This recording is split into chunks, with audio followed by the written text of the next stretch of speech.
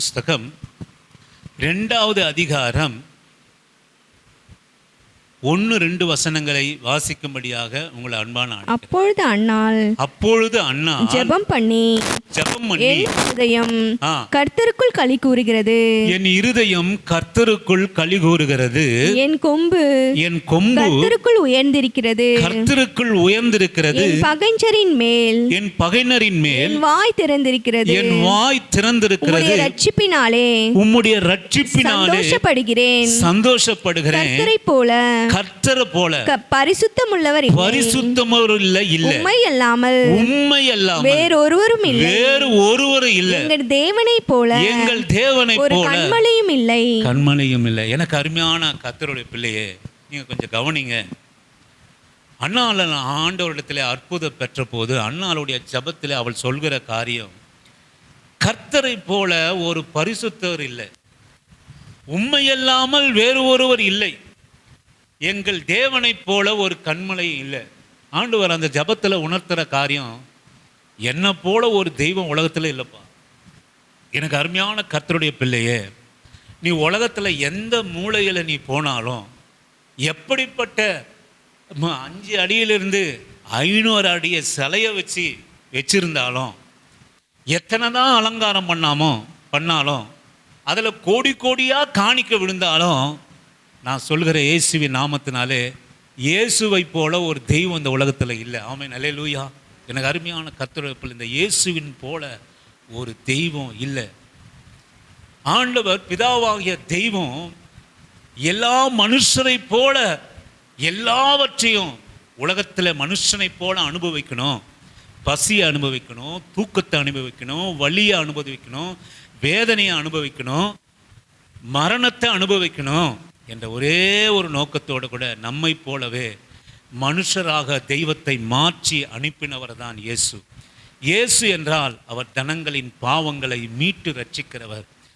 Emmanuel என்றால் தேவன் நம்மோடு கூட இருக்கிறவர், பாவங்களை ரட்சித்து நம்மோடு கூட இருக்கிற பரிசுத்த ஆவியானவராக இருக்கிறார்.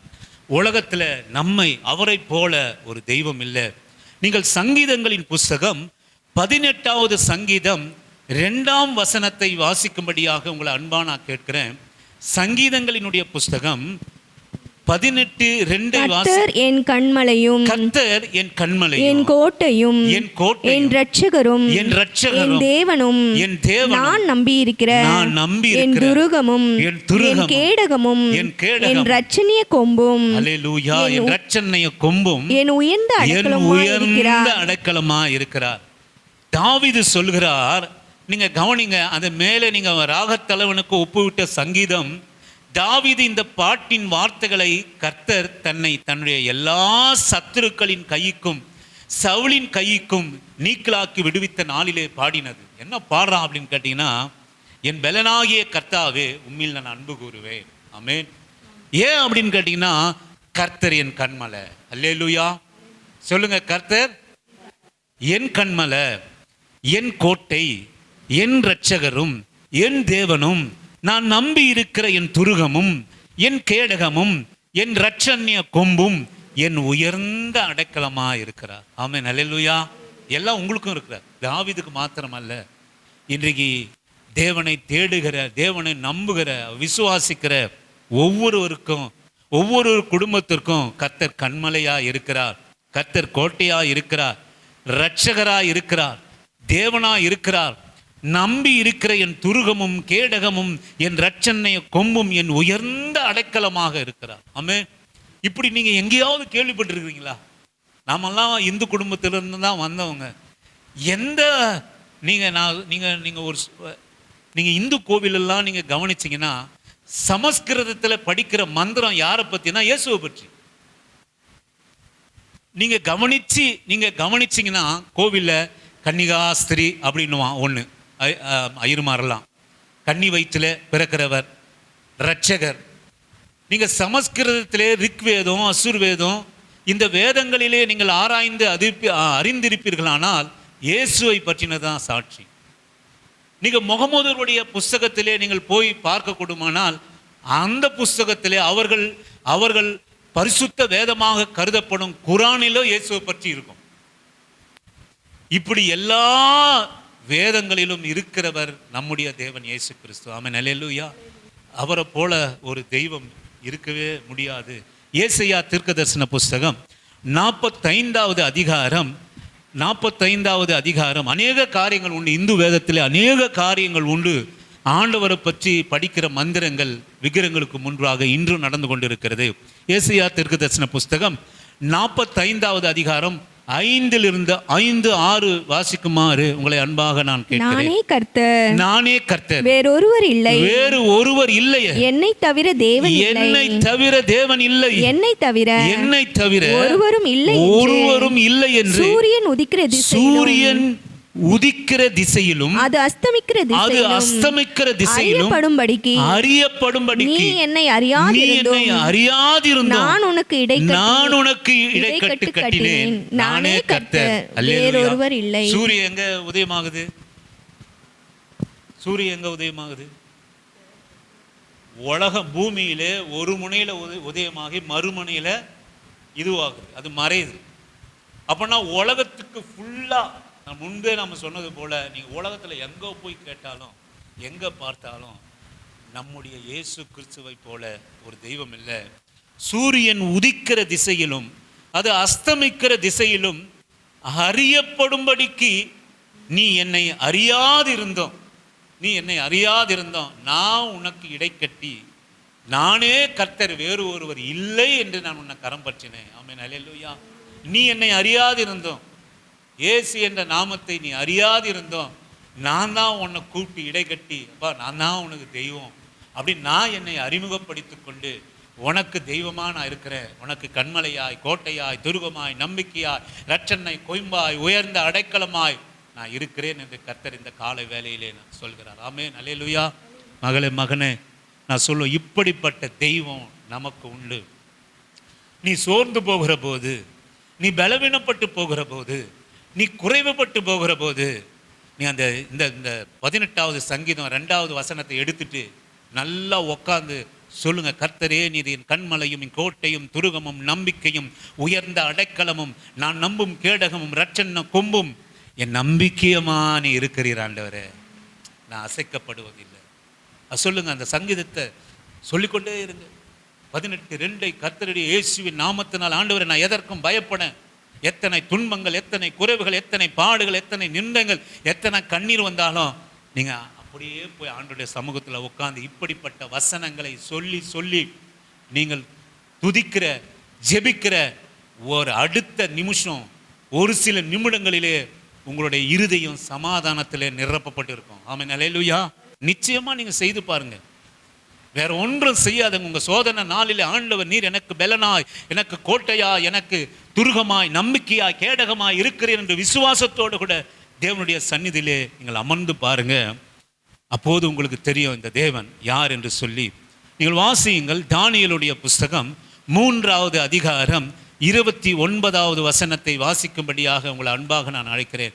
தானியேலினுடைய புஸ்தகம் 3வது அதிகாரம் 23வது வசனத்தை வாசிக்கும்படியாக உங்களை அன்பாக சாத்ராக், மேஷாக், ஆபேத்நேகோ அந்த 3 புருஷரும் கட்டுண்டவர்களாய் எரிகிற அக்கினி சூளையின் நடுவிலே விழுந்தார்கள்.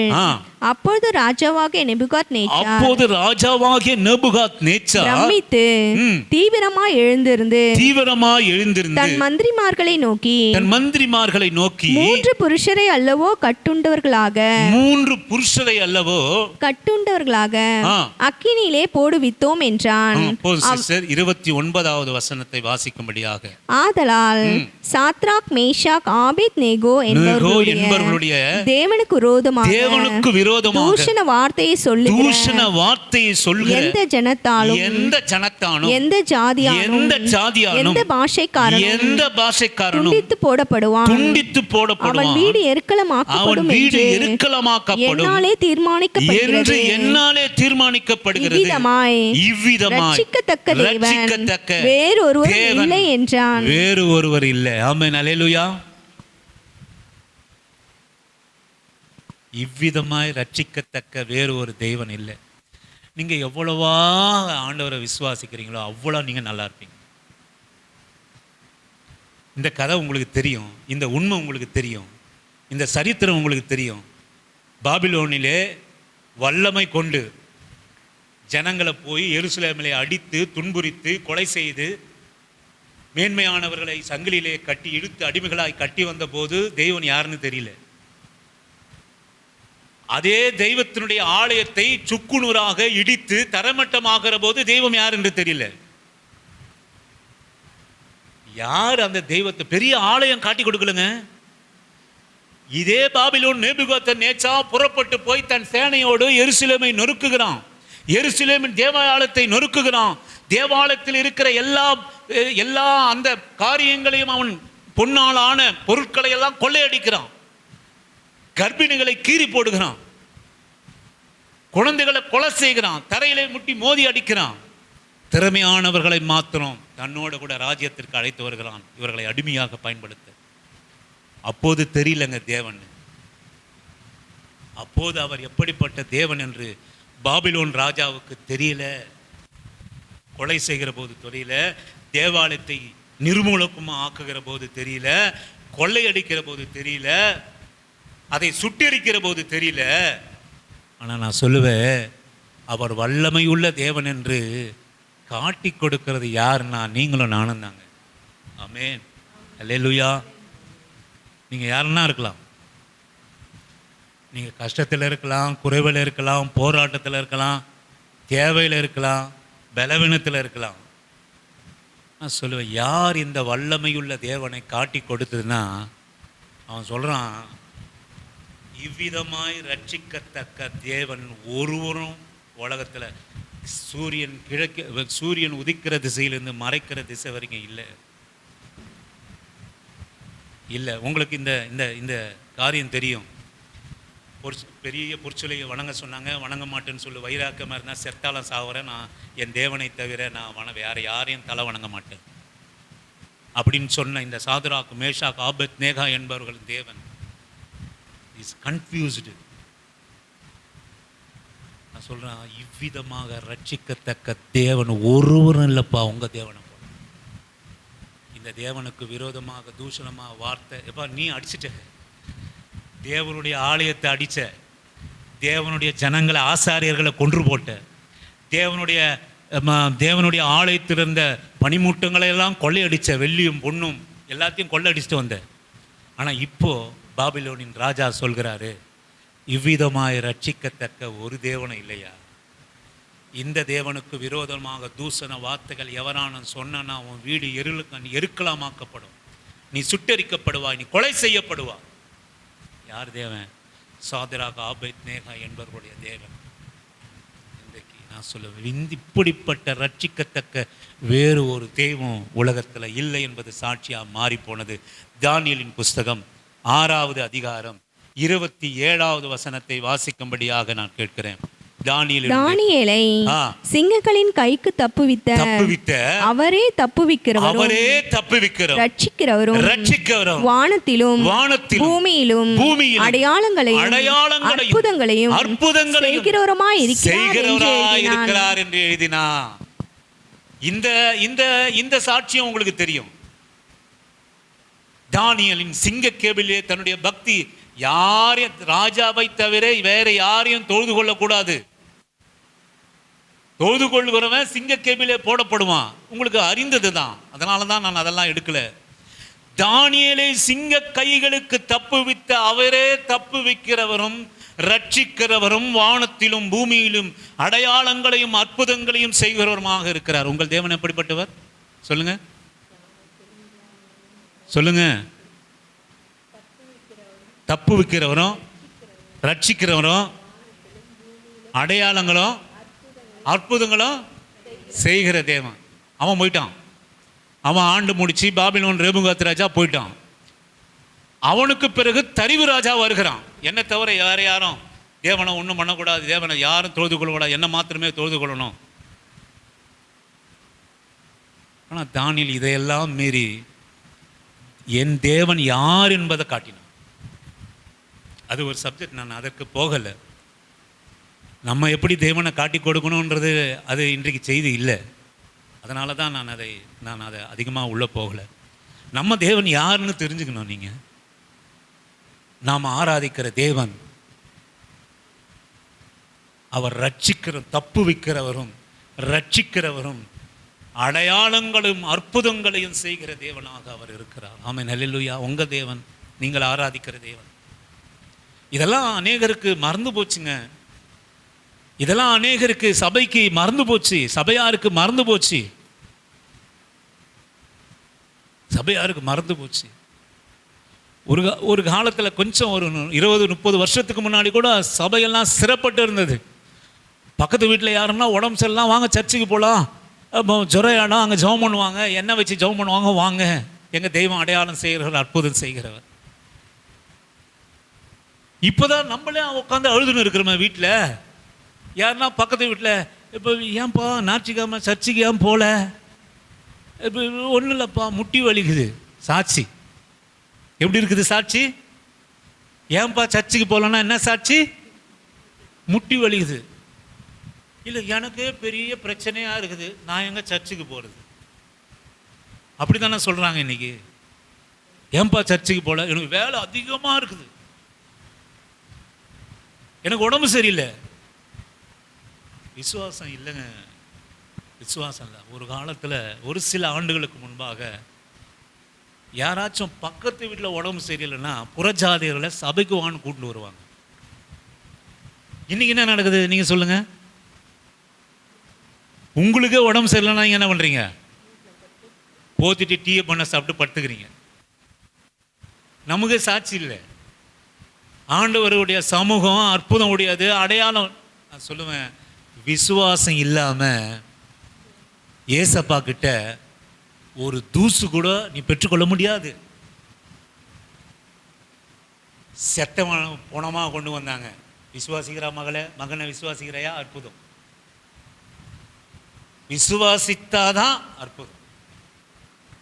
விசுவாசிக்கலன்னா, இந்த தெய்வத்தை நீ நம்பலன்னா, அதுதான் எல்லாத்தையும் எல்லாம் சொல்லிட்டு தாவீது எப்படி முடிக்கிறார் தெரியுங்களா?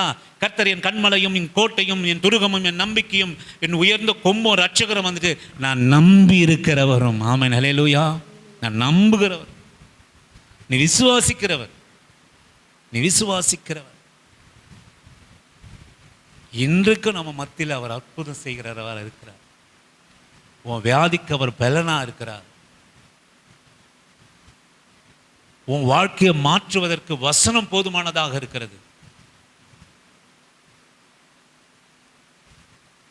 இங்க வந்த அநேகருக்கு ஏன் இங்க அதிகமான பேர் இல்லை அப்படின்னு கேட்டீங்கன்னா, அதிகமான பேர் இங்க வந்தாங்க. வருஷத்துக்கு எப்படியோ அநேக பேர் வருவாங்க. ஆனா எதை தேடி வரல அப்படின்னு கேட்டீங்கன்னா, வசனத்தை நம்பி வரல, ஆண்டவரை நம்பி வரல. எதையோ நம்பி வந்து எதுக்காகவோ வராங்க சபைக்கு. நான் சொல்லுவேன், நம்ம பிளாட்பாரத்தில் உட்காந்து கூழை காய்ச்சி கொடுக்குறனா இருந்தாலும் சபைக்கு எதற்காக வரணும்னா, வசனத்துக்காகவும் ஆண்டவருக்கு நன்றி செலுத்துக்காகவும் ஆண்டவரை ஆராதிப்பதற்காக மட்டும்தான் சபைக்கு வரணும். ஆமென், அல்லேலூயா. நீ குப்பை பொறுக்கிட்டு தோல் மேலே வச்சுட்டு அந்த பிளாஸ்டிக் கடையில் போட்டுட்டு உனக்கு 13 ரூபா 50 பைசா கொடுத்தாலும், ஞாயிற்றுக்கிழமை 13 ரூபா நீ வச்சுக்கிட்டு 50 பைசாவை கொண்டு வந்து காணிக்கை போட்டியில் போடுறது தான் நீ வர. அல்லேலூயா. நானே பொறுக்கி தின்றேன். எனக்கு இந்த வாரம் வந்ததே 13 ரூபா 50 பைசா தான். நான் 50 பைசாவை கொண்டு வந்து, கர்த்தாவே உங்களுக்கு சோத்திரம் ஐயா, இந்தாங்க. அதுதான் ஆண்டவருடைய பிள்ளை. இப்படிப்பட்ட நம்பிக்கை தான் நம்ம உயர்த்தோம். நீ அப்படியே பொறுக்கினே தின்னுட்டு இருக்க மாட்டேன். கர்த்தர் உன்னை உயர்த்துவார், உன் அன்பை பார்ப்பார். அற்புத அடையாளமாக நம்மை மாற்ற அவர் வல்லவராக அவர் இருக்கிறார். நீங்கள் வாசியுங்கள், நான் கடந்து செல்கிறேன். யோவான் சுவிசேஷ புத்தகம் 14வது அதிகாரம் 27வது வசனத்தை நீர் வாசிக்கும்படியாக உங்களை அன்பா நான் கேட்கிறேன். சமாதானத்தை உங்களுக்கு வைத்து போகிறேன், என்னுடைய சமாதானத்தையே உங்களுக்கு கொடுக்கிறேன். உலகம் கொடுக்கிற பிரகாரம் நான் உங்களுக்கு கொடுக்கிறதில்லை. உங்கள் இருதயம் கலங்காமலும் பயப்படாமலும் இருப்பதாக. உங்க தேவனும் போல ஒரு தேவனும் இல்லை. அவர் கொடுக்கிற மாதிரி நமக்கு கொடுக்கிறவங்க யாருமே இல்லைங்க. ஆமென், ஹல்லேலூயா. முதலாவது நான் இப்போதான் நான் செய்திக்கு வரேன். குடும்பமான அளவுக்கு நான் சீக்கிரமாக முடிச்சிடறேன். இப்போ தான் செய்திக்கே நான் வரேன். தேவன் அவர் கொடுக்கிற பிரகாரம் ஒருவரும் கொடுப்பதில்லை. அவர் கொடுக்கிற சமாதானம் போல ஒருவரும் கொடுப்பதில்லை. அவரே சொல்கிறார், நான் என்னுடைய இவ்வளோ நாள் வரைக்கும் நீ எவ்வளவோ சமாதானத்தை பார்த்துருப்ப. உன் தாய் மூலமா, தகப்பன் மூலமா, உற்றார் மூலமா, உறவன் மூலமா, கணவன் மூலமா, மனைவி மூலமா, நண்பர்கள் மூலமா இந்த உலகத்தில் எவ்வளவோ சமாதானத்தை உன் வாழ்க்கையில் நீ கண்டிருப்ப. ஆனால் நான் இந்த கால வேளையில் நான் சொல்லுகிறேன், நான் கொடுக்குற சமாதானம் போல உலகத்தில் எவனும் உனக்கு கொடுக்க முடியாது. ஆமென், அல்லேலூயா. நான் கொடுக்கிற சமாதானம் போல யாரும் உங்களுக்கு கொடுக்க முடியாது. யாரும் கொடுக்க முடியாது. ஆண்டவர் கொடுக்கிற சமாதானம் போல ஒருவரும் நமக்கு கொடுக்கவே முடியாதுங்க. ஒருவரும் உங்களுக்கு கொடுக்க முடியாது. வாழ்க்கையில போராட்டம் உண்டு மகளே, மகனே. வாழ்க்கையில பலவீனங்கள் உண்டு. வாழ்க்கையில நம்மை அவமானப்படுத்தவர்கள் உண்டு, நம்மை நிந்தப்படுத்தவர்கள் உண்டு, நமக்கு கஷ்டம் உண்டு, பசி உண்டு, வேதனை உண்டு, நம்ம துஷ்டமா மதிக்கிறவர்கள் உண்டு. எவ்வளவு இதன் மூலமா நம்ம சமாதானத்தை இழந்து போகிற காரியங்களும் உண்டு. ஆனா உண்மையாய் ஆண்டவரை நீ பற்றி கொண்டு இருப்பாயானால் எதுவும் கர்த்தர் கொடுக்கிற சமாதானத்தை வாழ்க்கையில எடுக்க முடியாது. நீ உண்மையாய் கர்த்தரை ஒரு தெய்வமா பற்றி கொண்டு, நம்பிக்கையாய் பற்றி கொண்டு, விசுவாசமாய் பற்றி கொண்டு, அவர் சொல்கிறார், உலகம் கொடுக்கிற நான் என்னுடைய சமாதானத்தையே உங்களுக்கு கொடுக்கிறேன். அதை உலகம் கொடுக்கிற போறதில்லை. எவனும் உங்கள்கிட்ட இருந்து அதை எடுத்துக்க முடியாது. யாருமே எடுக்க முடியாதுங்க. அந்த சமாதானத்தை ஒருவரும் உங்களுக்கு இருந்து அந்த சமாதானத்தை எடுத்துக்கொள்ளவே முடியாது. எத்தனை குறைவுகள், எத்தனை போராட்டங்கள் இருந்தாலும் உன் இருதயத்தில் ஒரு பலன், ஒரு சந்தோஷம், ஒரு சமாதானம் உன்னை ஆட்கொண்டு இருக்கும். ஆமென், அல்லேலூயா. உன்னை அசைக்காமல் இருக்கும். நீங்கள் வாசிங்கள். அதுக்கு ஒரே ஒரு நான் இதுதான் சமாதானம்னு நான் சொல்லலை. இதுதான் கர்த்தர் ஒருவரும் கொடுக்கக்கூடாதுன்னு சொல்லலை. இதுதான் சமாதானம் நான் சொல்லலை. உதாரணத்துக்கு ஒரே ஒரு காரியத்தை உங்ககிட்ட நான் சொல்லிட்டு போகிறேன். எபிரேயனுடைய புஸ்தகம் 13வது அதிகாரம் 6ஆம் வசனத்தை வாசிக்கும்படியாக உங்களை அன்பான அழைக்கிறேன். எபிரேயன் புஸ்தகம் 13வது அதிகாரம் 6ஆம் வசனத்தை, அதனாலே நான் தைரியம் கொண்டு கர்த்தர் எனக்கு சகாயர், நான் பயப்படேன். மனுஷன் எனக்கு என்ன செய்வான் என்று சொல்லலாமே. அதனாலே நாம் தைரியம் கொண்டு, நான் முன்னாடியே இந்த பிரசங்கத்தை ஆரம்பிக்கிற போதே நான் சொன்னேன், நீங்க தைரியமா இருக்கணும்னா என்ன செய்யணும்? Very good, super. தைரியமா இருக்கணும்னா என்ன செய்யணும்? தைரியமா இருந்தா பயம் உங்களை ஆட்கொள்ள வாழ. அதனாலதான் இங்க பவுல் சொல்றாரு, அதனாலே நாம் தைரியம் கொண்டு கர்த்தர் எனக்கு சகாயர், மனுஷன் எனக்கு என்ன செய்வான் என்று சொல்லலாமே. நீங்க உன்னை கவனிக்கணும். இந்த மனுஷன் ஊழியத்துக்கு வந்த நாள் முதல் கொண்டு, கர்த்தருக்காக அர்ப்பணித்த நாள் முதல் கொண்டு, கர்த்தர் என் கண்மலை, கோட்டை, துருகம், நம்பிக்கை, என் அடைக்கலம், என் ரட்சணியம், கொம்புன்னு சொன்ன நாள் முதல் கொண்டு, கர்த்தர் எனக்கு ரட்சகர், கர்த்தர் எனக்கு அடையாளம், அற்புதம் அப்படின்னு சொன்னி நாளை இந்த இயேசுவை ஏற்றுக்கொண்டதில் முதல் கொண்டு இவனுக்கு அக்கிரமம் எல்லா துஷ்டசனம் செய்தது யாருன்னு அப்படின்னு கேட்டீங்கன்னா யாருன்னு சொல்லுங்க? மனுஷன்தான். எந்த நாளிலே ஆண்டவராக இயேசு கிறிஸ்துவை இந்த பவுல் தன் சொந்த இரட்சகராக ஏற்றுக்கொண்டானோ அந்த நாளிலிருந்து இவனை துன்பப்படுத்தினது. நீங்க அதுக்கு ஒரே ஒரு உதாரணம், 2 கொரிந்தியரின் புஸ்தகம் 11வது அதிகாரம் 25வது வசனத்தை வாசிக்கும்படியாக உங்களை அன்பா நான் கேட்கிறேன். 2 கொரிந்தியரின் புஸ்தகம் 11வது அதிகாரம். மிலாறுகளால் அடிபட்டேன். அந்த இடத்துல நீங்க படிச்சீங்கன்னா இவ்வளவு கஷ்டம், போராட்டம் யார் கொடுத்தது அப்படின்னு கேட்டீங்கன்னா மனுஷன் தான் கொடுத்தான். நீங்க அதுல நீங்க பாருங்க, 1 Corinthians 40 5 தரம் அடிப்பட்டேன் வாரினால, 3 தரம் மிலாறுகளால் அடிப்பட்டேன், 1 தரம் கல்லெறி உண்டேன், 3 தரம் கப்ப சேதத்தில் இருந்தேன், கடலிலே ஒரு ராப்பகல் முழுவதும் போக்கினேன், அநேக தரம் பிரயாணம் பண்ணினேன், ஆறுகளால் வந்த மோசங்களினாலும் கல்லரால் வந்த மோசங்களினாலும் என் சுய ஜனங்களினால் வந்த மோசம், அந்நிய ஜனங்களால் வந்த மோசம், பட்டணங்களில் உண்டான மோசம், வனாந்தரத்தில் உண்டான மோசம், சமுத்திரத்தில் உண்டான மோசம், கள்ள சகோதரத்தில் உண்டான மோசம், பிரயாசம், வருத்தம், அநேக முறை கண்விழிப்பு, பசி, தாகம், அநேக முறை உபவாசம், குளிர், நிர்வாணம் இருந்தேன். இவைகள் முதலானவைகள் அல்லாமல் எல்லா சபைகளை குறித்து உண்டான கவலையும் என்னை நாள்தோறும் நெருக்குகிறது. ஒருவன் பலவீனானால் நானும் பலவீனாவேன். இப்படி எல்லா காரியமும் இவனுக்கு எதனால் வந்தது அப்படின்னு கேட்டிங்கன்னா, யாரால் வந்தது? மனுஷனால் வந்தது. மனுஷனால் சமாதானத்தை எடுத்து போடுகிற எல்லா காரியம் வந்தது. அடி வந்தது, மோசம் வந்தது, வஞ்சகம் வந்தது, அவசொல் வந்தது, பசி வந்தது, நிர்வாணம் வந்தது, கொலை செய்வதாக அடித்து கொன்று போட்டாங்க. அந்த அளவுக்கு எல்லாம் நாசம் மோசம். சொந்த ஜனம், உற்றார், உறவினர், அவங்க பேசுகிற பேச்சு, என் எதிர்க்க ஒன்று பேசுகிறாங்க, பின்னாடி ஒன்று பேசுகிறாங்க. உங்களுக்கு அப்படி பேசுகிறாங்களா? அதனால் நீ சமாதானத்தை இழந்து போறியா? சொல்லுங்க. நம்மக்கிட்ட ஒன்று பேசுவாங்க, பின்னாடி ஒன்று போய் பேசுவாங்க. அந்த பின்னாடி பேசுகிறாங்க பாரு, அவங்க சும்மா இருக்க மாட்டாங்க. ஒரு நாள் நம்மக்கிட்ட வந்து சொல்லுவாங்க, ஏய் ஒன்று அப்படி சொன்னாங்களே. உடனே சமாதானத்தை இழந்து, ஐயோ என்ன அப்படி சொல்லிட்டாங்களே, என்ன அப்படி சொல்லிட்டாங்களே, என்ன அப்படி சொல்லிட்டாங்களே. ஆனால் உண்மையான கர்த்தருடைய பிள்ளையா இருந்தனா, ஆமேன், உன்னை எதுவுமே அசைக்காது,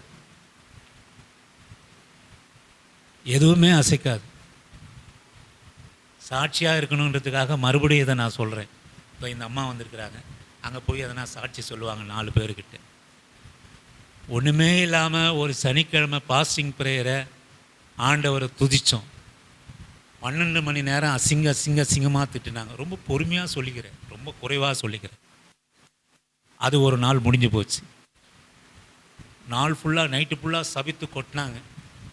இங்கே இருக்கிறவங்களும் எதிராக வந்தாங்க. ஏன் போலீஸ் ஸ்டேஷனில் நான் அவங்களுக்காக ஜெபம் பண்ணுறேன், ஆனால் அவங்க போயிட்டு இங்கேருந்து சபையை போய் கடந்து போயிட்டு, நீங்கள் ஏன் ரொம்ப கத்தி உடம்பை கெடுத்துக்கிறீங்க, போலீஸில் கம்ப்ளைண்ட் பண்ணுங்கன்னு சொன்னாங்க. நான் யாருக்கும் எந்த துரோகம், யாருக்கும் முகத்தை பார்த்து அவர்களுக்காக ஜெபம் பண்ணுறேன். அன்றைக்கும் ஜெபம் பண்ணுறேன், இன்றைக்கும் ஜெபம் பண்ணுறேன். இன்னொரு நாள் எனக்கு ஒரு பழக்கம் இருக்குது. கொஞ்சம் இருக்கிறதெல்லாம் சுத்தமாக பக்கத்தில் அக்கத்தில் தெருவாக இருந்தாலும், யார் போட்ட குப்பையானாலும், இப்போ கொஞ்சம் குறைச்சிட்டேன். குப்பையானாலும், யார் தின்னு போட்ட பிளாஸ்டிக் பேப்பர், அதெல்லாம் கொஞ்சம் சேர்ந்து கொளுத்தி கொஞ்சம் சுத்தமாக வச்சுக்கணும்னு ஒரு எண்ணம். ஒரு நாள் இந்த பிளாஸ்டிக் குப்பைலாம் எடுத்து அங்கங்கே கொளுத்தி வச்சேன். மறுபடியுமாய் அசிங்கமாய் கேவலமான பேச்சு, வயிற்றுக்கு என்னையா தின்ற, நீ எல்லாம் படித்த உதாரணத்துக்கு. ஆனால் நான் சொல்லுவேன், ஒரு சிஸ்டர், இங்கே கடை வச்சிருக்கிற ஒரு சிஸ்டர் வந்தாங்க எங்கள் வீட்டுக்கு. அந்த நேரத்தை பார்த்து அவங்க சொன்னாங்க, எதற்காகத்தான் இவங்களை திட்டுறாங்க அப்படின்னு கேட்போமே என்று சொல்லிட்டு என்ன எங்கள் தூரத்துலேருந்து பார்த்தாங்க. இவங்களுடைய செய்கை என்ன, எதுக்காக திட்டுறாங்கன்னு கொஞ்சம் ஒட்டு கேட்டுருக்குறாங்க. ஒன்றுமே இல்லை, எதுக்காக திட்டுறாங்கன்னே இல்லாமல் திட்டுறாங்களாம் அப்படின்னு அவங்க சொன்னாங்க. அதற்கு பிறகு அவங்க சொன்னாங்க, ஏங்க மறுபடியுமா அண்ணன் எந்த வித முகத்தில் எந்த வித இதுவும் இல்லாமல் அவர் பாட்டு வண்டி எடுத்துகிட்டு அவர் பாட்டு எப்பவும் போல் பேகை மாட்டிங்கன்னு எப்பவும் ஆஃபீஸ் போகிறாருங்க, அதையும் நான் பார்த்துங்க சந்தாண்ட நின்றுங்க அப்படின்னாங்க. நீங்கள் ஆண்டவருடைய பிள்ளையாக இருந்தீங்கன்னா எந்த சூழ்நிலையும் உங்கள் சமாதானத்தை எடுத்து போட முடியாது. அல்லேலூயா, ஆமேன். நம்ம நினைக்கிறோம், என்னை திட்டுறவனை மறுபடியும் நாக்க பிடுங்குற மாதிரி கேட்டாதான், அப்போ இப்போதான் ரொம்ப சந்தோஷமா. உலகத்தான் சொல்லுவான், என்னை 2 வார்த்தை கேட்டுச்சா, நான் 4 வார்த்தை கேட்குறேன்னு கேட்டுட்டு, அப்பா கொஞ்சம் தண்ணி கொடுப்பா, இப்போதான் ரொம்ப மனசுக்கு ரொம்ப சந்தோஷமாகுது உலகத்தான். ஆனால் எல்லாத்தையும் வாங்கிட்டு வந்து, கர்த்தர் என் கண்மலையும் என் கோட்டையும் என் துருகரும் என் நம்பிக்கையுமாக இருக்கிறார் என்று சொல்லி ஜெபம் பண்ணி பாட்டுட்டு போகிறவளே, நீ தான் கர்த்தருடைய புள்ள. ஆமேன், அல்லேலூயா, ஆமேன். உனக்கு தான் சமாதானம். அதை தான் நான் இங்கே காண்கிறேன். அந்த அந்த எபிரேயரின் புஸ்தகத்தில் 13வது அதிகாரம் 6ஆம் வசனத்தில், கர்த்தர் எனக்கு சகாயர், மனுஷன் எனக்கு என்ன செய்வான்? ஆமென். நீங்க நல்லா இந்த வசனத்தை கேட்கணும், கவனிக்கணும். நீ அங்க கூட இருக்கு, அதை வச்சு தான் நான் எடுத்த வசனம். அந்த போர்டில் இருக்கு அந்த வசனம், எபிரேயர் 13:6. எல்லா காரியத்தையும் செஞ்சது மனுஷன்தான்.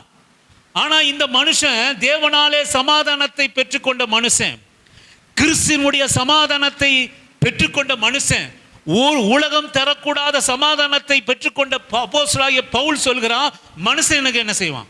கர்த்தர் எனக்கு சகாயர். சமாதானத்தை ஒரு நாளும் இருந்ததில்லை. எவ்வளோ மனுஷன் என்னென்னவோ பண்ணான், நிர்வாணமாக்கினான், பசியில் கொண்டு விட்டான், கடலில் தள்ளனான், கேவலமாக பேசினான், அடித்தான், துன்புறுத்தினான், வாருனால அடித்தான், 5 வாட்டி அடித்தான், 40 குறையாம எல்லாமோ பண்ணான். என் சுய ஜனம், என் சொந்த ஜனம், நான் பெற்ற பிள்ளைங்க, நான் சொந்தம், என் பக்கத்து வீடு, நேற்று வரைக்கும் என்கிட்ட நல்லா பேசிட்டு இருந்தவங்க இன்னைக்கு அவங்கக்கிட்ட வேற மாதிரி பேசுகிறாங்க. நான் இருக்க சொல்ல என்ன ஒரு மாதிரியா பார்த்தாங்க, இப்போ ஒரு மாதிரியா பாரு, நான் வாழ்ந்து என்ன புரோஜனம், நான் செத்து போகிறேன். இதெல்லாம் யார் சொல்லுவா? யார் சொல்லுவா? பிசாசு சொல்லுவான். பிசாசோட பிள்ளைங்க தான் சொல்லுவோம். ஆனா தேவனுடைய மனுஷன் என்ன சொல்றாங்க கவனிச்சிங்களா? கர்த்தர் எனக்கு சகாயர், கர்த்தர் என் கண்மலை, கர்த்தர் என் கோட்டை, கர்த்தர் என் துருகம், கர்த்தர் என் நம்பிக்கை, அவர் என் இரட்சணிய கொம்பு, அவரே தப்புவிக்கிறவன் இரட்சகருமாக இருக்கிறார், அவரே இஸ்ரவேலிலே அடையாளமாக அற்புதமாக இருக்கிறார். மனுஷன் எனக்கு என்ன செய்வான்? எல்லாம் செஞ்சு முடிச்சிட்டான். ஆனா அந்த உள்ளத்துல இருக்கிற சமாதானத்தினால அவன் சொல்றான், மனுஷன் எனக்கு ஒன்றும் செய்ய முடியாது. நீங்க ஒண்ணு நீங்க நல்லா கவனிக்கணும், அவனுக்கு செய்யக்கூடாததெல்லாம் செஞ்சுட்டாங்கப்பா. என்னென்னமோ செஞ்சுட்டாங்க. ஊழியத்து நிமித்தம், கர்த்தர் நிமித்தம், நாமத்து நிமித்தம், இந்த இயேசுவை ஏற்றுக்கொண்டது நிமித்தம் என்னென்னவோ செஞ்சு முடிச்சிட்டாங்க. செய்யக்கூடாதெல்லாம் செஞ்சாங்க. ஆனா அந்த மனுஷன் சொல்றான், மனுஷன் எனக்கு என்ன செய்வான்? கர்த்தர் எனக்கு சகாயம். உங்களால சொல்ல முடியுமா? நம்மளால சொல்ல முடியுமா? இந்த வியாதி எனக்கு என்ன செய்யும்? அவங்க பேசுகிற வார்த்தை என்ன பண்ணும்? என் வறுமை, இப்போ மதியானம் நான் போனேன்னா எனக்கு நல்ல சாப்பாடு இல்லை, என் வறுமை, என் போராட்டம், என்ன உறவினர் மத்தெல்லாம் துச்சமாக மதிக்கிறாங்க. நீ அதை பற்றி ஏன் கவலைப்படுற? ஆண்டவருடைய பார்வையில் விலையேற பெற்ற மகளாக இருக்கிறா நீ. ஆமென். ஆண்டவருடைய பார்வையில் விலையேற பெற்றவன். பவுலை அடிச்சு தூக்கி போட்டு ஓரமாக செத்து போனான்னு ஓரமாக போட்டாங்க. பட்டணத்தில் அப்படியே போகிற வரவங்களாம் இடையூறாக இருக்கும், இந்த போனோன்னு ஓரமாக தூக்கி போட்டு போயிட்டாங்க. மனுஷன் எழுந்து கம்பீரமாக நடந்தான். அல்லேலூயா, ஆமென். இதுதான் சமாதானங்க. ஆண்டவர் ஒரு நாள் உங்கள் இது உதாரணத்துக்காக ஒன்றை எடுத்து உங்களுக்கு ஆண்டவர் நமக்கு போதித்து கொண்டு இருக்கிறார். எதுவும் உங்களை அசைக்காதுங்க. வறுமை அசைக்காது, பலவீனம் அசைக்காது, அவச்சொல் அசைக்காது, அவமானம் அசைக்காது, உன் கண்ணீர், உன் போராட்டம் உன்னை அசைக்காது. என்னை யாரையும் ஆண்டவரிடத்திலிருந்து பிரிக்க முடியாது. ஆமென், அல்லேலூயா. அத்தனை சமாதானம் உன் இருதயத்தில் இருக்கும். இந்த சமாதானம் இங்கேயோட கூட முடிய போகிறதில்லை. இந்த சமாதானம் நம்ம வாழ்க்கை முடிகிற போது நீங்கள் எதை தான் நீங்கள் கொண்டு போவீங்க அப்படின்னா, எதை தான் கொண்டு போவீங்க? சொத்தா, சோறா, புருஷனா, பொண்டாட்டியா, பிள்ளைங்களா, பக்கத்து வீட்டுக்காரங்களா, 5 சவரத்தில் நகை வாங்கினீங்களா, அதுவா? எதையும் கொண்டு போக மாட்டீங்க. ஆண்டவர் உங்களுக்காக ஒன்று வச்சுட்டு போனார், சமாதானம். அங்கே பிதாவினுடைய தேவனிடத்திலே அந்த சமாதானம் மட்டும்தான் செல்லும், வேற எதுவுமே செல்லாது. ஆமென், அல்லேலூயா. இங்கே மாத்திரம் இல்லை, இப்படி கர்த்தரை நம்பி அவருடைய சமாதானத்தை இருதயத்திலே பெற்ற ஜனங்கள் ஒருபோதும் சோர்ந்து போவதில்லை, ஒருபோதும் தளர்ந்து விடுவதில்லை. சோர்ந்து போவதில்லை, தளர்ந்து விடுவதில்லை. ஒரு நாளும் நம்ம சோர்ந்து போவதில்லை. உன்னுடைய பலவீனங்களை, உன்னுடைய குறைவுகளை, உன்னுடைய அவமானம் சொல்லி நீ ஒரு நாள் ஆண்டவர் கொடுக்கிற சமாதானம் உன்னை சிரிக்க சொல்லும். யாருன்னா உன்னை அவமானமாக பேசினாங்களா, கர்த்தருடைய நாமத்துக்கு ஸ்தோத்திரம், என்னை சோதிப்பதற்காக ஆண்டவர் இவங்களை வச்சிருக்கிறார். ஆமென், அல்லேலூயா. உன் பரிசுத்தத்தை மேன்மைப்படுத்துவதற்காக, கர்த்தரை உன்னைய நெருக்கி சேருவதற்காக ஆண்டவர் வச்சுக்கிற சமாதானத்தை எடுத்து செலவு பண்ணுறதுக்காக உனக்கு இதெல்லாம் ஆண்டவர் அனுமதிக்கிறார். ஆண்டவரோடு கிட்டி சேருவதற்காக இதை அனுமதிக்கிறார். தேவன் கொடுக்கிற மனுஷன் எனக்கு என்ன செய்வான்? உலகம் எனக்கு என்ன செய்யும்? கர்த்தர் எனக்கு சகாயராய் கண்மலையும் கோட்டையுமாக இருக்கிறார். அல்லேலூயா. நீங்க ரெண்டாவது காரியம், நம்ம ஆண்டவரை போல சுகம் கொடுக்கிற ஒரு ஆண்டவர் இல்லவே இல்லைங்க. சமாதானம் கொடுக்கிற ஆண்டவர். 1 ராஜாக்களினுடைய புஸ்தகம் 5வது அதிகாரம் 14-15 வாசிக்கும்படியாக உங்களை அன்பா நான் கேட்கிறேன். 1 ராஜாக்களினுடைய புஸ்தகம் 5வது அதிகாரம் 14-15 வாசிக்கும்படியாக உங்களை அன்பா நான் அழைக்கிறேன். 1 ராஜாக்களின் புஸ்தகம் 5வது அதிகாரம் 14-15. அவர்களில் ஒவ்வொரு மாதத்திற்கு 10,000 பேரை மாற்றி மாற்றி லீபனோனுக்கு அனுப்பினான். அவர்கள் 1 மாதம் லீபனோனிலும் 2 மாதம் தங்கள் வீடுகளிலும். 2 ராஜாக்களின் புஸ்தகம் 5வது அதிகாரம் 14-15 வாசிக்கும்படியாக. அப்பொழுது அவன் இறங்கி தேவனுடைய மனுஷன் வார்த்தையின்படியே யோர்தானில் 7 தரம் முழுகின போது அவன் மாம்சம் ஒரு சிறு பிள்ளையின் மாமிசத்தைப் போல மாறி அவன் சுத்தமானான். அப்பொழுது அவன் தன் கூட்டத்தோடெல்லாம் தேவனுடைய மனுஷனிடத்துக்கு திரும்பி அவனுக்கு முன்பாக நின்று இதோ இஸ்ரவேலில் இருக்கிற தேவனை தவிர பூமி எங்கும் வேறே தேவன் இல்லை. ஆமென். வேறே தேவன் இல்லை என்பதை அறிந்தேன். இப்பொழுதும் உமது அடியேன் கையில் ஒரு காணிக்கை வாங்கிக் கொள்ள வேண்டும் வாங்கிக் கொள்ளும் என்றான். நான் சொல்லுவேன், நான் இந்த குஷ்டரோகத்துக்காக எவ்வளவோ, நான் ஒரு சீரிய படைத்தளபதியான நாகமான், உங்களுக்கு விஷயம் தெரியும் எல்லாம். அவன் குஷ்டரோகியா இருக்கிறான். அவன் குஷ்டரோகம் நீங்கவில்லை. அவன் யோர்தானில் போய் 7 தரம் முழுகின போது அவனுடைய சரீரம் ஒரு சிறு பிள்ளையினுடைய மாமிசம் போல அந்த தோளும் சதையும் மாறி போயிடுச்சு. அவன் அறிக்கையிடுகிறான், இஸ்ரவேலில் இருக்கிற தேவனை தவிர பூமி எங்கும் வேறு ஒரு தேவன் இல்லை. நான் பார்த்துட்டேன், என் வாழ்க்கையில் எவ்வளவோ செலவு செஞ்சு பார்த்தேன், எங்கெல்லாமோ போய் பார்த்தேன். வேறு ஒரு தெய்வம் இல்லை, இப்படிப்பட்ட சுகத்தை கொடுக்கிற வேறு ஒரு தெய்வம் இல்லை. அதனால இந்த பூமியில நான் பலிபீடம் கட்டும்படியாக கொஞ்சம் மண்ணை மாத்திரம் நான் எடுத்துக்கொள்கிறேன் என்று சொன்னான். எனக்கு அருமையான கர்த்தருடைய பிள்ளையே, நம்பிக்கையாய் வருகிறவர்களை ஆண்டவர் சுகப்படுத்தாம அனுப்பாம இருப்பதே கிடையாது. சுகத்தை கொடுத்து அனுப்புகிற யாரானாலும் சரி, தேவனுக்கு முன்பாக, இயேசுவுக்கு முன்பாக நம்பிக்கையாக நம்பி 12 வயது பெரும்பாடு உள்ள ஸ்திரீ, இப்படிப்பட்ட ஒரு தெய்வம், நான் இப்படிப்பட்ட ஒரு சுகத்தை அறியவே இல்லை. என்னென்னவோ நடக்கும், சுகம் மாத்திரை கொடுக்கும், மருந்து கொடுக்கும், பூசும், தடவும்.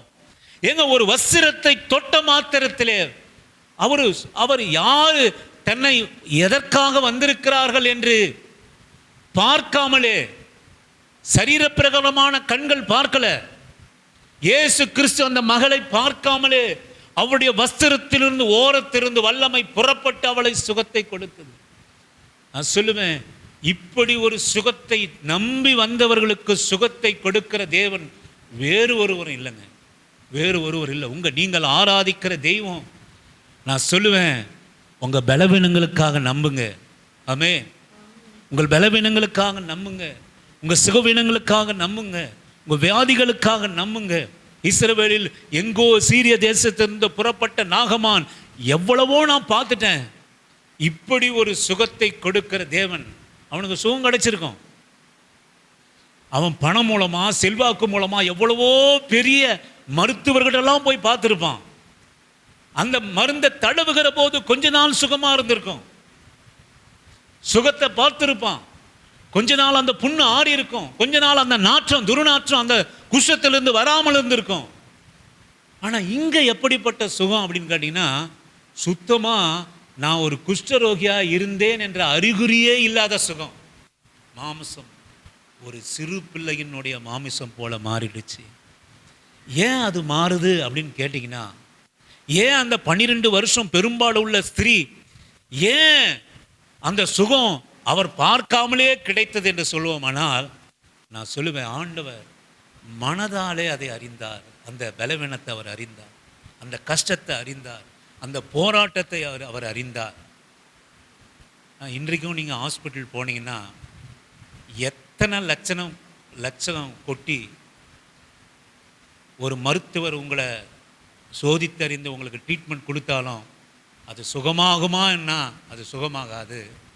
ஆனால் ஒரு மருத்துவர் நல்லா உண்மையான இருதயத்தோடு மனசு வச்சு இது எப்படியாவது சுகத்தை கிடைக்கணும், இவங்க ரொம்ப கஷ்டப்படுறாங்க, இவங்க ரொம்ப ஏழையாக இருக்கிறாங்க, இவங்க எவ்வளவோ இந்த வியாதினால் ரொம்ப கஷ்டப்படுறாங்க அப்படின்னு அந்த மருத்துவர் மனதுருகி பரிதபித்து ஒரு ட்ரீட்மெண்ட்டை கொடுக்கிற போது அதனால சுகம் கிடைக்கிறதுக்கு உண்டான வாய்ப்புகள் அதிகமாக இருக்கிறது. ஆமென், அல்லேலூயா. இங்கே ஏன் சுகம் கிடைத்து? உலகத்தில் இருக்கிற சுகம்லாம் வேற, உலகத்தில் கிடைக்கிற சுகம் வேற. ஆனால் நான் சொல்லுவேன், நீ நம்பி வந்திருக்கிற இயேசு கொடுக்கிற சுகம் மனதுருகி பரிதபித்து கொடுக்கிற சுகம். ஆமென், அல்லேலூயா. எனக்கு அருமையான கர்த்தருடைய பிள்ளையே, ஆண்டவன் கொடுக்கிற சுகம் மனதுருக்கத்தினுடைய சுகம், பரிதபித்தினுடைய சுகம். நம்மேலே பரிதபிக்கும் கூடிய மனதுருகும்படியான ஒரு கிரியை நம்மகிட்ட இருக்கணுங்க. நம்ம சுகத்தை பெற்றுக்கொள்ள வேண்டும் என்று சொல்லுவோமானால் ஆண்டவர் நம்மேலே பரிதபிக்கக்கூடிய மனதுருகிற காரியம் நமக்குள்ளாக இருக்கணும்.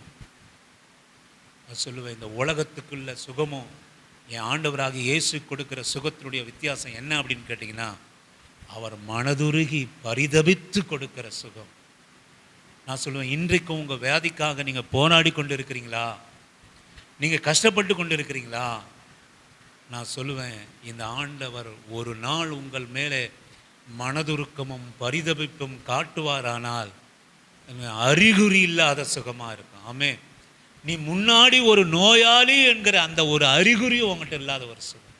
நீ கேன்சராக இருக்கலாம், தைராய்டாக இருக்கலாம், சைனஸ் ப்ராப்ளமாக இருக்கலாம், எந்த ஒரு காரியம் இருந்தாலும் சரி, அறிகுறியே இன்னைக்கு நம்ம பல பேரை சொல்லுவாங்க பாருங்க, அவங்களுக்கு அந்த நோய் இருந்ததுக்குண்டான பார்த்தா தெரியவே இல்லையா? அவங்கள பார்த்தா அவங்களும் அந்த நோய், அவங்களும் அந்த வியாதியில் இருந்தாங்க, அவங்களும் அந்த வியாதியில் இருந்தாங்க என்று அறியாத ஒரு சுகத்தை ஆண்டவர் நம்மை மேன்மைப்படுத்தி கொடுக்கிற ஒரே தெய்வம் உங்களுக்கு உண்டு. உலகம் தரக்கூடாத சமாதானத்தை கொடுக்கவர் நம்முடைய தெய்வம். நான் சொல்லுவேன், உலகம் கொடுக்காத, எந்த மருத்துவராலும் கொடுக்க முடியாத சுகத்தை கொடுக்கிற தெய்வம் நம்முடைய இயேசு. அல்லேலூயா. நான் சொல்லுவேன், உங்களுடைய பலவீனங்களுக்கு ஆண்டவரை நம்புங்க. இங்கே நம்பிக்கை தான் குறைச்சலாக இருக்குது, விசுவாசம் தான் குறைச்சலாக இருக்குது. மகனே மகளே, நீ விசுவாசிக்கிறாயா? தேவனுடைய மகிமையை நீ காண்பா, தேவனுடைய மகிமையை காண்பா. அந்த வேதத்தில் உள்ள ஒவ்வொரு வார்த்தையிலும் ஜீவன் இருக்கிறது. இந்த வேதத்தில் உள்ள ஒவ்வொரு வார்த்தையை நம்புகிற போது நமக்கு சுகமும் பலனும் ஜீவனும் இருக்கிறது. நான் சொல்லுவேன், இந்த உலகத்தில் எப்படிப்பட்ட சுகத்தை ஆகிலும் நம்ம ஆண்டவர்களுக்கு கிடைக்கிற சுகம் அது மேலான சுகம். அவரை போல குணமாக்குற, வஸ்திரத்தை தொட்டு சுகத்தை கொடுக்கிற ஒரு தெய்வம் இல்லை. அதை விட என்ன காரியங்கன்னு கேட்டிங்கன்னா, என்னை விசுவாசிக்கிறவன் என்னை விட அதிகமான அற்புதங்களை செய்வான் அப்படின்னு சொன்னார். ஆண்டவருடைய வஸ்திரத்தை தொட்டு தான் சுகமானாங்க. பேதுருடைய நிழல் கண்டவர்கள் சொஸ்தமானாங்க. ஆமென், அல்லேலூயா. வேதத்தில் ஒண்ணுங்க, வேதம் எந்த காரியமும் பொய்யே சொல்லாது, ஒரு காரியமும் பொய் சொல்லாது. என் தேவனே என் தேவனே ஏன் என்னை கைவிட்டீர் என்று இயேசு கிறிஸ்து சிலுவையிலே சொல்வதை வேதம் சொல்லக்கூடாது. இதை அவங்க சப்போர்ட்டர்ஸ் எழுதியிருந்தாங்கன்னா இதை மறைச்சிருக்கணும். ஐயோ, உலகத்தையே ரட்சிக்க வந்த இயேசு இவரு போயிட்டு தேவனே தேவனே என்னை ஏன் கைவிட்டீர்னு கேட்டார்னா விசுவாசமே இல்லாமல் போயிடும், விசுவாசமே இல்லாமல் போயிடும். இயேசுவே விசுவாசம் இல்லாமல் ஜெபம் பண்ணுறாரு அப்படின்னு விசுவாசமே இல்லாமல் போயிடும். அந்த வார்த்தையை எடுத்து போடாத உண்மையுள்ள வேதம் தேவன் இயேசு கிறிஸ்து என்ன, அது வேறு ஒரு ரகசியம். அவர் ஏன் என்னை தேவனே தேவனே ஏன் என்னை கைவிட்டீர் என்று சொல்வது வேறு ஒரு ரகசியம். ஆனால் அதையும் எழுதி வைத்திருக்கிற உண்மையான வேதம். ஆமென். அது உங்கள் சுகத்துக்கும் பலத்துக்கும் உங்கள் அற்புதத்துக்கும் என் ஆண்டவர் உண்மை உள்ளவராக இருக்கிறார். ஹல்லேலூயா. கடைசியாக இன்னொரு காரியத்தை சொல்லி நான் முடிக்கிறேன். லேவியராகமத்தின் புஸ்தகம் 19வது அதிகாரம் 2ஆம் வசனத்தை வாசிக்கும்படியாக உங்களை அன்பாக நான் அழைக்கிறேன்.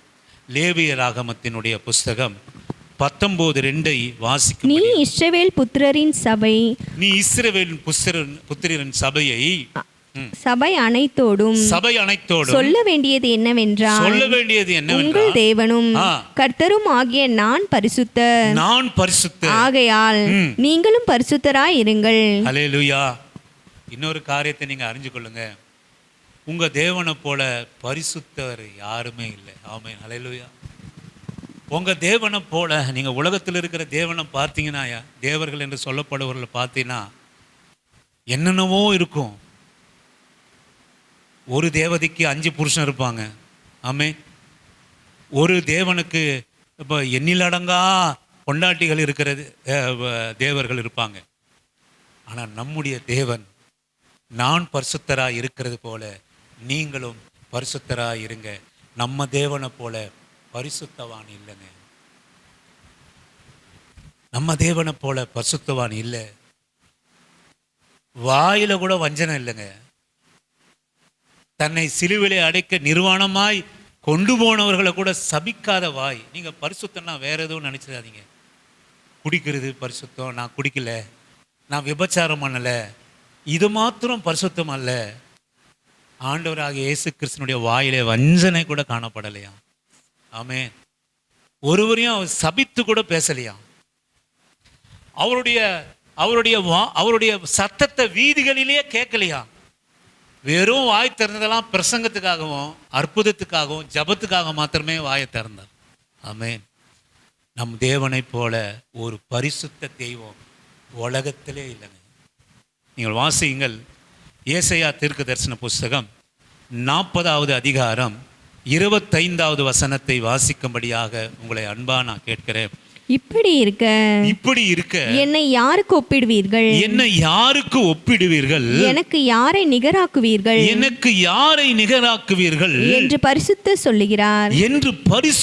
சொல்கிறார். உங்கள் கண்களை ஏறெடுத்து பாருங்கள். இப்படி இருக்க என்னை யாருக்கு ஒப்பிடுவீர்கள், எனக்கு யாரை நிகராக்குவீர்கள் என்று பரிசுத்தரான கர்த்தர் சொல்கிறார். பரிசுத்தரான கர்த்தர் சொல்கிறார். வேதம் சொல்கிறது, எனக்கு அருமையான தேவனுடைய பிள்ளையே, நம்முடைய தேவன் பரிசுத்த, யாரையும் அவருக்கு நிகராக மாற்றவே முடியாது. அவருடைய பரிசுத்தத்துக்கு அவர் என்னங்க கடவுளுங்க. நீங்க நம்ம சொல்ற மாதிரி அவர் என்ன கடவுளுங்க. அவருக்கு என்ன தெரியும் நம்ம கஷ்டம், அவருக்கு என்ன தெரியும் நம்ம வேதனை, அவருக்கு என்ன தெரியும் நம்ம போராட்டம். அப்படிலாம் நீங்க சொல்லக்கூடாது என்பதற்காகத்தான் ஆண்டவராக இயேசு கிறிஸ்து மனுஷ ரூபம் எடுத்து உங்களைப் போல என்னைப் போல இருந்தார். அவர் தலை சாக்க இடமில்லை. ஆகாயத்து பட்சிகளுக்கு கூடுகள் உண்டு, நரிகளுக்கு குழிகள் உண்டு. நம்முடைய ஆண்டவருக்கு தலை சாக்க இடமில்லை. எங்கன்னா சாப்பாடு கொடுத்தா சாப்பிடுவார், அவ்வளோதான்.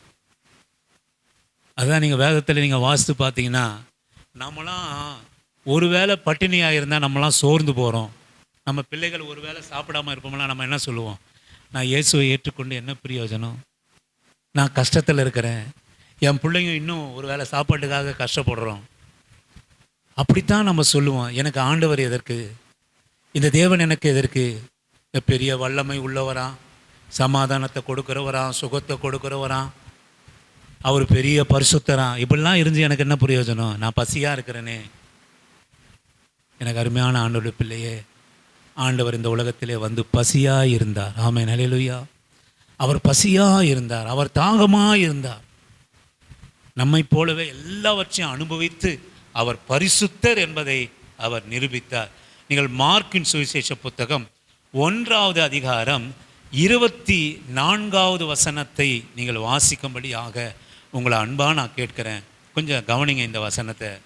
மார்க்கு சுவிசேஷ புத்தகம் 1வது அதிகாரம் 24வது வசனத்தை வாசிக்கும்படியாக அவன், ஆ. ஐயோ நஸ்ரீனாகிய இயேசுவே, ஆ. எங்களுக்கும் உமக்கும் என்ன? என்ன?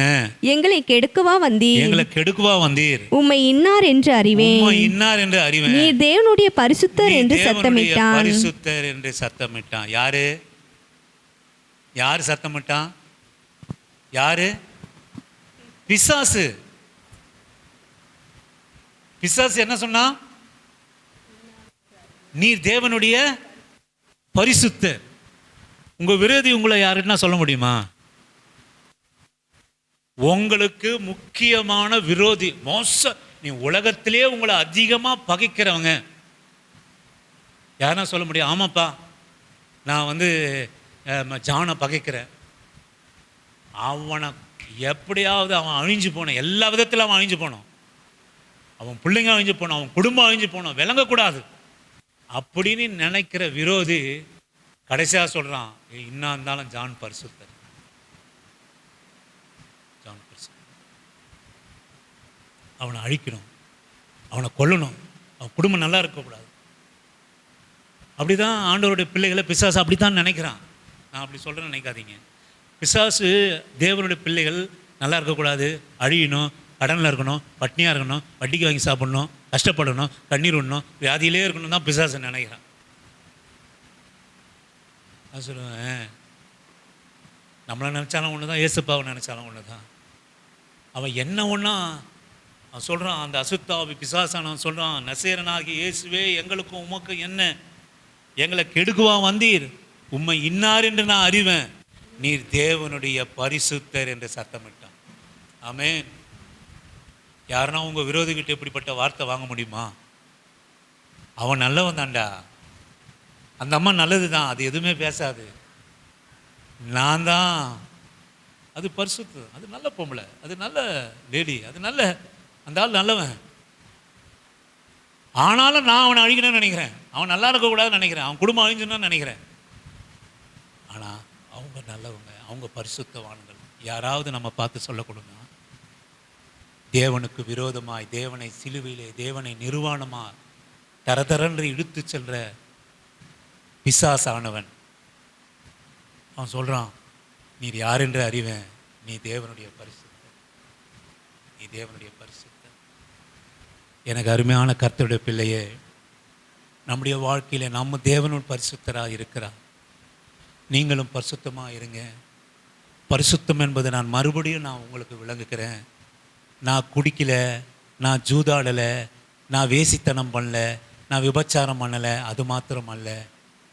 நான் சொல்லுவேன், நம்முடைய உச்சங்கால் முதல் உள்ளங்கால் வரை, உச்சந்தலை முதல் உள்ளங்கால் வரை நாம் பேசுகிற வார்த்தை, பார்க்கிற பார்வை எல்லாவற்றிலும் நம்மை பார்த்து பரிசுத்தர் என்கிற ஒரு அறிக்கை இட்டால் தான் நான் பூரணப்பட்ட கிறிஸ்தவனாக நம்ம இருக்க முடியும், பூரணப்பட்ட கிறிஸ்தவளாக இருக்க முடியும். என்னதான் ஒரு விரோதி நம்ம சொல்லணுங்க, பரிசுத்தர். பிசாசு சொல்கிறாமா, நீங்களும் நானும் சொல்லலாம், பரிசுத்தர் பரிசுத்தர் பரிசுத்தரே அப்படி நம்ம பாடலாம் ஆண்டவருடைய பிள்ளைங்க. ஆனால் பிசாசு வாயில அவர் பரிசுத்தர், அவர் பரிசுத்தர். வேதம் சொல்கிறது, நான் பரிசுத்தராக இருக்கிறது போல நீங்களும் உங்கள் செய்கைகள் எல்லாவற்றிலும் பரிசுத்தமாக, உங்கள் செய்கைகள் எல்லாவற்றிலும். நீங்கள் கவனிங்க இந்த வார்த்தையை, நான் கொண்டு வரல, ஆனாலும் இந்த வார்த்தையை கவனிங்க. உங்கள் செய்கைகள் எல்லாவற்றிலும் பரிசுத்தமாக இருங்க. அப்போனா என்ன செய்கண்ணா? ஏய், செய்க தானே, சொல்லுங்க, செய்க தானே. அப்படியே எட்டி போது அது என்னது? செய்கிற.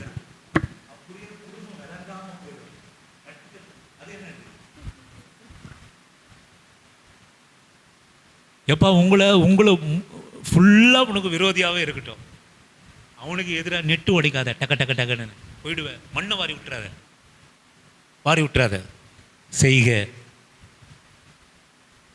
செய்க. இல்லாதவர்களுக்கு ஒருவேளை சாப்பாடு போடுறது செய்க. இல்லாதவர் பசியாக இருக்கிறவர்கள் உன்னிடத்திலே கேட்கிற போது உன்னுடைய ஆசீர்வாதத்தை மறைத்துக் கொள்வது செய்க. உன் செய்கைகள் எல்லாவற்றிலும் உன் தேவன் பரிசுத்தராக இருக்கிறது போல நீங்கள் பரிசுத்தமாக இருங்க. ஆமென். அல்லேலூயா. ஆமென். இப்படி மறுரூபம் அடையணும் வாழ்க்கை, நம்முடைய வாழ்க்கை. கடைசியாக ஒரே வசனத்தை வாசித்து நாம் முடிப்போம் நேரமான காரணத்தில். வெளிப்படுத்தின விசேஷம் 15வது அதிகாரம் 7ஆம் வசனத்தை வாசிக்கும்படியாக உங்களை அன்பாக கேட்டு கண்களை மூடும்படியாக. 15வது அதிகாரம். அப்பொழுது அந்த 4 ஜீவன்களில் ஒன்று சதா காலங்களிலும் உயிரோடு இருக்கிற தேவனுடைய கோபாக்கினையால் 15வது அதிகாரம் 4வது வசனம். கர்த்தாவே, யார் உமக்கு பயப்படாமலும் உமது நாமத்தை மகிமைப்படுத்தாமலும் இருக்கலாம். தேவரீர் ஒருவரே பரிசுத்தர். எல்லா ஜாதிகளும் வந்து உமக்கு முன்பாக தொழுது கொள்வார்கள். உம்முடைய நீதியான செயல்கள் வெளியரங்கமாயின இருக்கிறது என்று சொன்னார். இன்னைக்கு யாரும் இயேசுவை ஏற்றுக்கொள்ளாம இருக்கலாம். இன்னைக்கு யார் இயேசு சொன்னா துச்சமா இருக்கலாம். ஏதோ ஒரு ஜாதியா அதை நினைக்கலாம். ஆனா வேதம் வெளிப்படுத்தின விசேஷத்திலே தீர்க்க தரிசனமா சொல்கிறது, கர்த்தாவே, யார் உமக்கு பயப்படாமலும் உன் நாமத்தை மகிமைப்படுத்தாமலும் இருக்கலாம். இன்றைக்கு இயேசுவினுடைய நாமத்தை குறித்து பயப்படாமல் மகிமைப்படுத்தாம ஒரு கூட்டம் இருக்கலாம். ஆனால் நாள் ஒன்று வருகிறது, தேவரீர் நீர் ஒருவரே பரிசுத்தர். ஆமென். ஹல்லேலூயா. இந்த உலகத்தில் நீர் ஒருவரே பரிசுத்தர் ஆண்டவரே. எல்லா ஜாதிகளும், இப்போ வராத ஜாதிகளும், எல்லா ஜாதிகளும் வந்து உமக்கு முன்பாக தொழுது கொள்வார்கள். உம்முடைய நீதியான செயல்கள் வெளியரங்கமான. ஒரு நாள் ஆண்டவருடைய பரிசுத்தம், ஒரு நாள் ஆண்டவருடைய எல்லா மகிமை, ஒரு நாள் ஆண்டவருடைய பயப்படுகிற பயம், இன்றைக்கு உங்களுக்கும் எனக்கும் வெளிப்பட்டிருக்கிற பயம். தேவன் ஒருவர் பரிசுத்தர் என்பது உலகம் முழுவதும் எல்லா ஜனங்களுக்கும் வெளிப்படுகிற நாள் ஒன்று இருக்கிறது. அதை தான் இந்த வெளிப்படுத்தின விசேஷத்திலே தீர்க்க தரிசனமாக சொல்லப்பட்ட வசனம், தேவரீர் நீர் ஒருவரே பரிசுத்தர். இந்த பரிசுத்தத்தை நிமித்தம் எல்லா ஜாதிகளும் உமக்கு முன்பாக தொழுது கொள்ளும். அவர் அற்புதர், அவர் கண்மலை, அவர் கோட்டை, அவர் சோறு கொடுத்தார், அவர் சுகம் கொடுத்தார், அவர் வீடு கொடுத்தார், அவர் கார் கொடுத்தார், அவர் பங்களா கொடுத்தார். இவைகளை காட்டிலும் தேவன் பரிசுத்தர் என்கிற அந்த ஒரே ஒரு பரிசுத்தத்திற்காக எல்லா ஜனங்களும் ஆண்டவருக்கு முன்பாக மண்டிடும். ஆமென். அவருடைய பரிசுத்தம் வல்லமை உள்ளது சிஸ்டர். அவருடைய பரிசுத்தம் மேன்மையானது. எந்த ஒரு பாவியையும் உணர்த்தி பரிசுத்தவான்களாய் மாற்றுவது அவருடைய பரிசுத்தம். எல்லாம் இல்லை என்று சொன்னாலும் அவருடைய பரிசுத்தத்திற்காக ஒரு நாள் எல்லா ஜாதியும் நம்மை சேர்ந்து வரும். எனக்கு அருமையான ஆண்டவருடைய பிள்ளையே, ஆண்டவருடைய ஊழியத்தை நீ பிரஸ்தாபப்படுத்தணும். எல்லாருக்கும் நீங்கள் குறித்து கொள்ளுங்க. நீங்கள் பிரஸ்தாபப்படுத்தணும். கர்த்தருக்கு நீங்கள் ஊழியம் செய்யணும். எல்லாரும் ஊழியம் செய்யணும் ஆண்டவருக்கு. எல்லாரும் ஆண்டவர் எப்படிப்பட்டவர்களாக இருந்தாலும் சரி, அடுத்த வேளை போஜனத்துக்கு நீங்கள் இல்லாமல் இருந்தாலும் சரி, ஆண்டவருடைய நாமத்தை பிரஸ்தாபப்படுத்தணும். நீங்கள் சொல்கிறேன், உங்கள் பணம் இல்லாமல் இருக்கலாம், உங்கள் மேன்மை இல்லாமல் இருக்கலாம், உங்கள் அழகு இல்லாமல் இருக்கலாம். ஆனால் தேவனுடைய பரிசுத்தம் உங்களிடத்திலே வெளிப்பட்டதானால், தேவனுடைய பரிசுத்தம் என்னிடத்திலும் உங்களிடத்திலும் வெளிப்பட்டதானால், நான் சொல்லுவேன், உங்களுக்குள்ள பரிசுத்தம் ஒரு ஜன கூட்டத்தை, உங்கள் எல்லா செய்களில் உள்ள பரிசுத்தம் ஒரு நாள் உங்கள் குடும்பத்தை ரட்சித்துக் கொள்ளும், உங்கள் கணவனை ரட்சித்துக் கொள்ளும், உங்கள் பிள்ளைகளை ரட்சித்துக் கொள்ளும், உங்கள் உறவுகளை ரட்சித்துக் கொள்ளும். நான் சொல்லுவேன், உங்கள் உறவுகள் மத்தியில் நீ ஏழ்மையானவர்களாக இருக்கலாம், ஆனால் சுபாவ கோளாறு உள்ளவர்களாக நாம் இருக்கக்கூடாது. நம்மளை பார்த்து என்னதான் நம்மளை ஏழ்மை, அவமானம், நிந்தை சொன்னாலும் நம்மளை பார்த்து புறஜாதிரும், நம்மளை பார்த்து உறவினர்களும் சொல்லணும், ஒரு நாள் சொல்லணும், அவங்க பாவம் எவ்வளவு கஷ்டப்பட்டாலும் அவங்க உண்மை உள்ளவராக இருந்தாங்க, அவங்க பரிசுத்தம் உள்ளவர்களாக இருந்தாலும் உங்களை பின்பற்றுகிற ஒரு கூட்டம், உங்கள் வார்த்தையை மதிக்கிற ஒரு கூட்டம், நீங்கள் ஜெபம் பண்ணா உங்கள் கையை பட காத்திருக்கிற ஒரு கூட்டம் உண்டாகும். நான் சொல்லுவேன், ஒரு நாள் உங்கள் பரிசுத்தத்துக்கென்று ஒரு ஜன கூட்டத்தை நீங்கள் ஆதாயப்படுத்திக் கொள்வீங்க. ஆமென். அல்லேலூயா. உங்கள் தேவனைப் போல ஒருவர் இல்லை. அவர் கன்மலை, கோட்டை, துருகமும், நம்பிக்கையும், உயர்ந்த அடைக்கலமும், என் கேடகமும், நான் நம்புகிற என் நம்பிக்கையுமாக இருக்கிறார். ஹல்லேலூயா. அவர் கொடுக்கிற சமாதானம் போல உலகத்தில் நமக்கு யாருமே கொடுக்க முடியாது. அவர் கொடுக்கிற ஒரு சுகத்தை போல நமக்கு யாருமே கொடுக்க முடியாது. அவர் கொடுக்கிற பரிசுத்தம் என்ன அப்படின்னு கேட்டிங்கன்னா சிஸ்டர், பரிசுத்தத்தை போதிக்கிற நான் பரிசுத்தம் இல்லாமல் உங்களுக்கு நான் போதிக்கலாம். ஆனால் இந்த பரிசுத்தத்தோட விசேஷம் என்னன்னு கேட்டிங்கன்னா, அவர் பரிசுத்தர், நீங்களும் பரிசுத்தமாக இருங்க. ஆமென். அல்லேலூயா. இந்த பரிசுத்தத்தோட விசேஷம் என்ன கேட்டிங்கன்னா, அவர் பரிசுத்தர், அவர் பரிசுத்தர், அவர் பரிசுத்தர். ஆகையினாலே நீங்களும் பரிசுத்தமாக இருங்க. அல்லேலூயா. கண்களை மூடி, மகளே நீ கலங்காதே, மகனே நீ கலங்காதே, உன் சமாதானத்தை குறித்து நீ கலங்காதே, உன் பலவீனத்தை குறித்து நீ கலங்காதே. நான் சொல்லுவேன், எல்லார்கிட்டையும் நம்ம பகையாக இருக்கிறோம். அந்த பகைக்கு காரணம் நம்முடைய வார்த்தையாக இருக்கலாம், நம்ம சுபாவமாக இருக்கலாம். இன்றைக்கு நம்மை மறுரூபப்படுத்திக் கொள்வோம். நம்ம வேலை ஸ்தலத்திலே, நம்ம குடும்பத்திலே, கணவனிடத்தில், மனைவிடத்தில், பிள்ளைகளிடத்திலே, உறவுகளிடத்திலே பரிசுத்தமானவர்களாய் காணப்படுவோம். உங்கள் பரிசுத்தத்தை கண்டு ஒரு ஜன கூட்டம் உங்களுக்கு முன்பாக மண்டியிடுகிற செய்கிற காலம் உண்டு. எல்லா ஜாதிகளும், ஒருவேளை நம்ம கையில் ஒரு பெரிய பணமோ காசோ வீடோ வாசலோ இல்லாமல் இருக்கலாம். நம்முடைய பரிசுத்தமான சுபாவம் அநேகரை நமக்கு முன்பாக பயப்பட செய்யும். உன்னை பார்த்து பயப்பட செய்யும், உன்னை பார்த்து பயப்பட செய்யும். ஏன்னா நீ பெரிய நகை நட்டும் ஆட்சி அந்தஸ்து உள்ளவங்க இல்லை. நீ பரிசுத்தமான தேவனை தெய்வமாக கொண்டு நீயும் பரிசுத்தமாக இருக்கிறபடினாலே உன்னை கண்டு நடுங்குற ஜனங்களை கர்த்தர் ஏற்படுத்துவார். ஆமென். அல்லேலூயா. அன்பு மகளே, மகனே, நீ கலங்காதே. எந்த சூழ்நிலையில் நீ கலங்காதே. உன் குறைவில் கலங்காதே. உன் அவமானத்திலே, நிந்தையிலே, உனக்கு எதிராக எழும்புகிற பேச்சு ஒன்றுத்திலே கலங்காதே.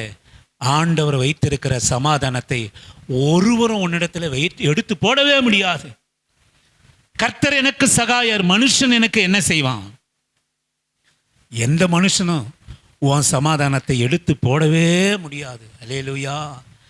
கர்த்தர் நான் நம்புகிறவர், அவர் என்ன அடையாளம், அற்புதம், இரட்சகரமாய், இரட்சண கொம்புமாய் இருக்கிறவர். மகளே, நம்முடைய பலவீனத்திலே, நம்முடைய சுகவீனத்திலே அவரை போல சுகம் கொடுக்கிற தேவன் இல்லை. அவருடைய மனதுருக்கம், அவருடைய பரிதவிப்பும் நம்முடைய பலவீனங்கள் மேலே தங்கும்படியாக நாம் ஜெபம் பண்ணுவோம். எப்போதும் நம்ம ஜெபம் பண்ணுவோம்.